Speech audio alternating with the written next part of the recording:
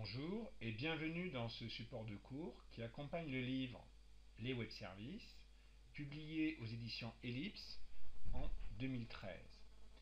Le livre a été écrit par Jonathan Fontanelle, Reine Libaud et Philippe Lacombe et il est disponible dans la plupart des librairies et des bibliothèques.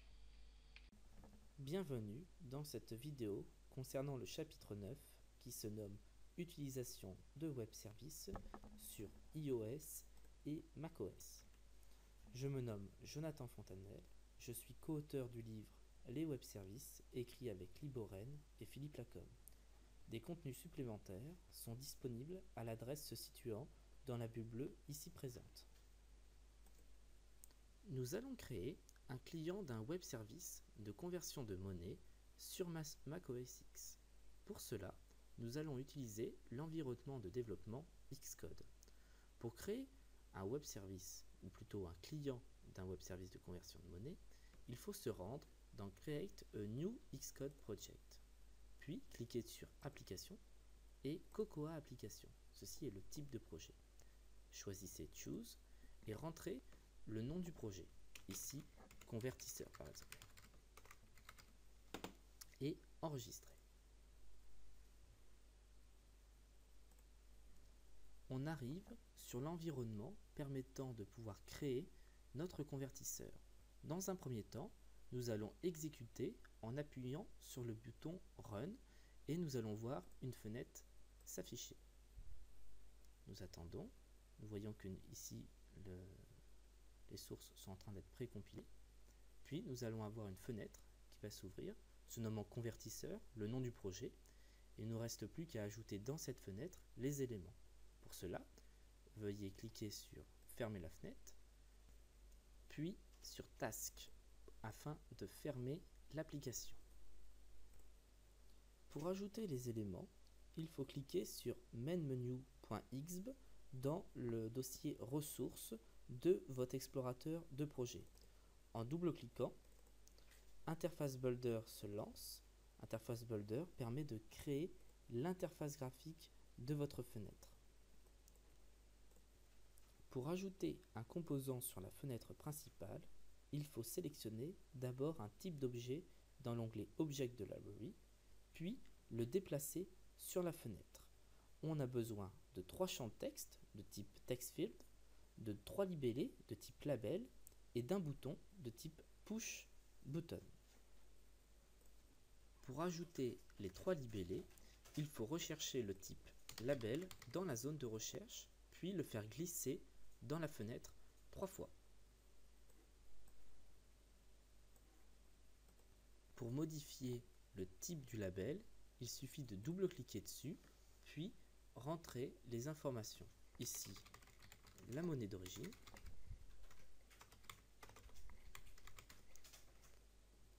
la monnaie de destination et la parité entre ces deux monnaies. Par la suite, nous allons ajouter les text fields. Pour cela, nous allons rechercher de nouveau text field dans la zone, puis nous allons le déplacer 3 fois à nouveau.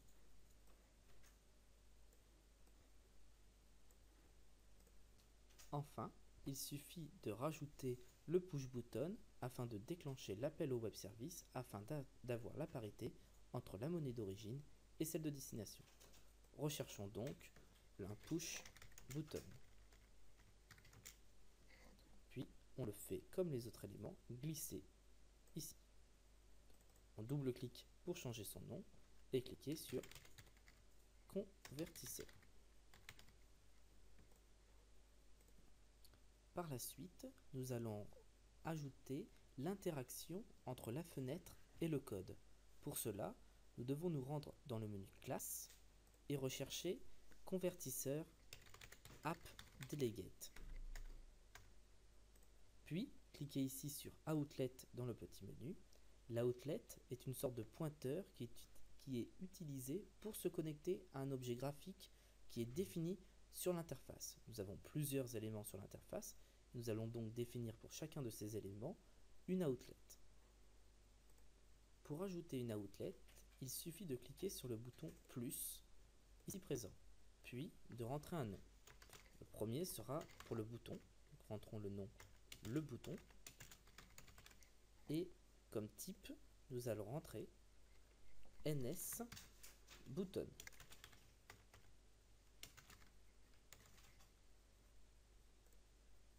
Puis nous allons ajouter une nouvelle outlet qui correspondra à la monnaie de destination, que nous allons appeler LAM destination, de type NS TextField.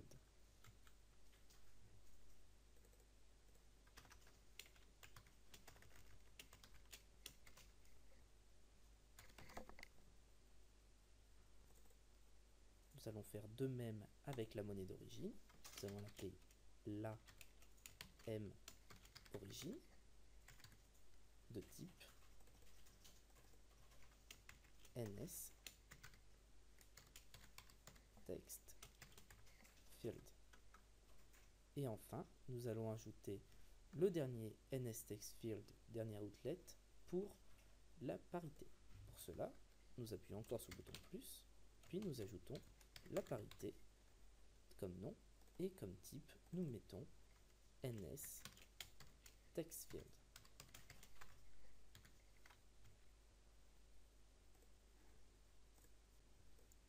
Par la suite, il faut associer les outlets à notre fenêtre graphique. Pour cela, il faut cliquer sur Convertisseur, se trouvant dans le main menu .xb, appuyer sur la touche CTRL de votre clavier et glisser vers le text field. Un menu s'ouvre et sélectionnez LAM origine. Faites de même pour la M de destination et de même pour la parité. Et enfin, pour le bouton, il faut cliquer sur le bouton. Un objet graphique sur l'interface peut déclencher des méthodes spécifiques. Ce type de mécanisme est géré par action. Afin de pouvoir gérer celle du bouton, il faut revenir sur l'onglet Classe, puis cliquer dans la partie Action. Dans cette partie, il faut créer une action. Pour cela, cliquez sur le bouton plus et nommez la gestion clic et laissez le type par défaut. Pour lier l'action au bouton concerné, il faut faire un clic droit sur Convertisseur App Delegate, ici même, et faire apparaître le menu contextuel. Dans ce menu, cliquez sur le plus à côté de Gestion clic et allez vers le bouton Convertisseur. Celle-ci a associé la méthode au push sur le bouton. Pour valider toutes les modifications qui ont été faites dans le main menu.xb, il faut se rendre dans le menu File, puis aller dans Write, Class Files et Enregistrer. Bien sûr, on remplace les anciens fichiers par les nouveaux en cliquant sur Replace. On attend et la génération du code est en train de se produire. Après avoir créé l'interface graphique, on va pouvoir essayer de se connecter au web service de conversion de monnaie.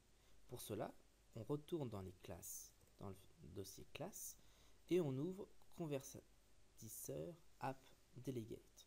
Puis, en cliquant à l'intérieur, on copie le code permettant de créer l'enveloppe SOAP. Le code est le suivant. Par la suite, après avoir créé l'enveloppe SOAP, il faut créer la requête HTTP.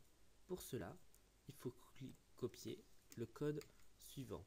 Ce code permet de se connecter à notre web service, puis d'envoyer la requête précédente avec le SOAP message à l'intérieur.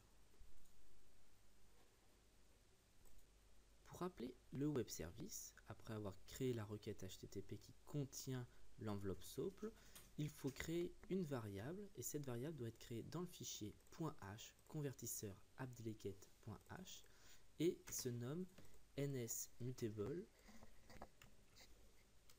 étoile webdata. Celle-ci est à copier à la suite des IB outlet que l'on a créé précédemment. File, File, Save pour enregistrer, puis on peut revenir à notre fichier convertisseur appdelegate.m et copier le code suivant permettant d'appeler le web service. Ce code se connecte et envoie la requête et toute la réponse est enregistrée dans le web data. Après avoir récupéré le résultat dans le web data, il faut analyser ce résultat. Pour cela, 4 méthodes déléguées de la classe NSURLConnexion sont capables de pouvoir traiter ce résultat. La première méthode permet de vider le cache pour obtenir seulement les dernières données. Cette méthode se nomme didReceiveResponse et on met le WebData setLength à 0. La deuxième méthode, quant à elle, permet de copier tout le résultat dans un tampon de réception car les données qui peuvent être reçues peuvent être très grandes. On les copie grâce à la méthode appendData. Cette méthode se nomme didReceiveData. La troisième méthode se nomme didFailWithError. Cette méthode permet de pouvoir supprimer les objets concernés et afficher le message d'erreur. Une telle situation est traitée avec le code suivant. La dernière méthode permet quant à elle de lancer une action lorsque le chargement de toutes les données que le web service nous a envoyées est terminé. Le code, pour le moment, affiche seulement le nombre de bits qui ont été reçus. Après avoir reçu toutes les données, il faut traiter le résultat. On peut traiter le résultat en parsant la réponse, car c'est un fichier XML. Pour cela, il faut créer 3 nouvelles variables. Ces 3 nouvelles variables doivent être créées dans le fichier convertisseur appdelegate.h et être ajoutées à la suite de WebData. Elles sont au nombre de 3, avec XML parsé, SOAP-result et XML-result. La première correspond au parseur, XML parseur. La chaîne SOAP-result est utilisée pour stocker le contenu de l'élément et la variable booléenne XML-result permet de savoir lorsque la balise recherchée est identifiée. Pour implémenter un tel parseur, il faut retourner dans convertisseur appdelegate.m, puis à la place de ajouter ici code pour parser la réponse dans la méthode connexion didFinishLoading, il faut initialiser l'objet XML parseur avec le résultat reçu. Pour cela, il suffit de copier le code qui va suivre. Après avoir initialisé le parseur, il faut appeler la méthode parse. Cela est possible en indiquant XML parseur parse. C'est le code que l'on vient de copier précédemment. Puis, on libère la connexion et le cache lorsque tout est terminé en faisant release sur connexion et WebData. Maintenant, on peut écrire les 3 méthodes qui sont déléguées du parseur permettant que lorsque l'on appelle XML parseur, de pouvoir traiter cette réponse. La première méthode est une méthode d'ouverture d'un élément de balise. Dans cette méthode, on va vérifier si la balise courante correspond à l'élément cherché. Si c'est le cas, il faut initialiser la chaîne SOAP-result et passer le booléen XML-result à yes. Pour cela, il faut copier le code suivant à la suite de la méthode code didFinishLoading. On obtient le code suivant. La deuxième méthode permet de lire le contenu de la balise et de stocker la réponse dans la variable SOAP-result. Cette méthode se nomme foundCharacters. Elle est à mettre à la suite de la méthode didStartElement. Voici le code. La dernière méthode est appelée à la fermeture d'un élément, fin d'une balise. On affiche le résultat sur l'interface que si on se trouve dans le cas où on a lu la réponse. Le code à copier doit se situer en dessous de la méthode foundCharacters et il se trouve et c'est le suivant. Elle s'appelle didEndElement, cette méthode, et elle permet d'afficher le résultat sur l'interface. On a terminé la partie réalisation du web service, on peut passer maintenant à la partie de test. Pour cela, veuillez cliquer sur Build and Run. La fenêtre du convertisseur s'affiche. Rentrez dans menu d'origine EUR pour euro par exemple et dans menu monnaie de destination USD. Appuyez sur convertisseur, la parité devrait apparaître. Elle apparaît ici, c'est un 31,09. Cette vidéo est à présent terminée.